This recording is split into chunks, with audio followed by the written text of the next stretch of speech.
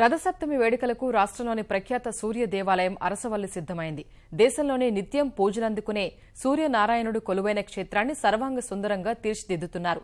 ఆదివారం రథసప్తమి వేడుకలకు వేలాదిగా తరలివచ్చే భక్తజన కోటి కోసం విస్తృత ఏర్పాట్లు చేశారు.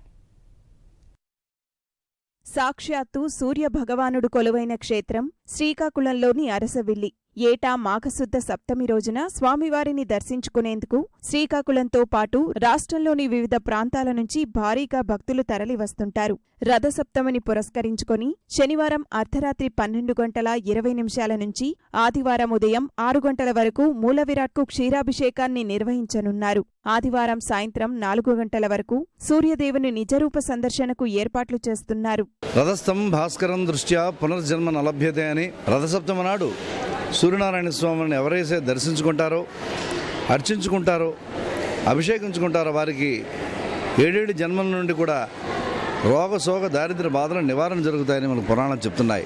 జన్మదిన ఉత్సవం రాత్రి 12:20 ప్రారంభమై 14వ తారీఖు నాడు మాఘశుద్ధ సప్తమి స్వామివారి నిజరూప సందర్శనం కూడా చూసి స్వామివారి అలంకార సేవ కూడా ఆ కార్యక్రమం వేళల్లో ఉంటుంది.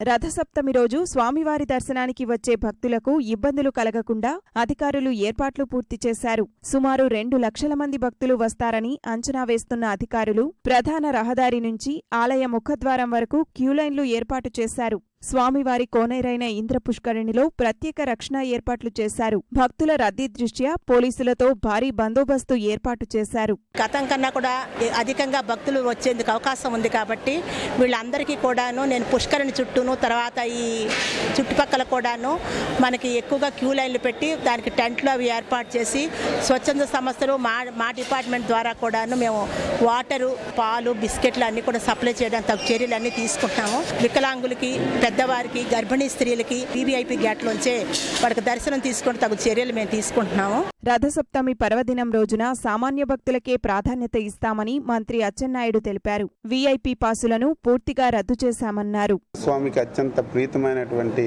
ఆదివారం నాడు ఈ ఉత్సవాలు జరగడం దీనికి ఒక ప్రాధాన్యత సంతరించుకుంది. దీనికి అనుకున్న దానికంటే 2 ఎక్కువగా భక్తులు వస్తారని చెప్పి ఒక అంచనా వేశాం. విఐపీస్ అని పేరు కానీ లేదా ముఖ్యులైన పేరు లేకుండా అందరికీ కూడా సాధారణంగా దర్శనం చేసే కార్యక్రమాలు చేస్తున్నాం. రథసప్తమికి తరలివచ్చే భక్తుల కోసం రహదారి రవాణా సంస్థ విస్తృత ఏర్పాట్లు చేసింది. కొన్ని స్వచ్ఛంద సంస్థలు సైతం తమ వంతు సాయం అందించేందుకు ముందుకు వచ్చాయి.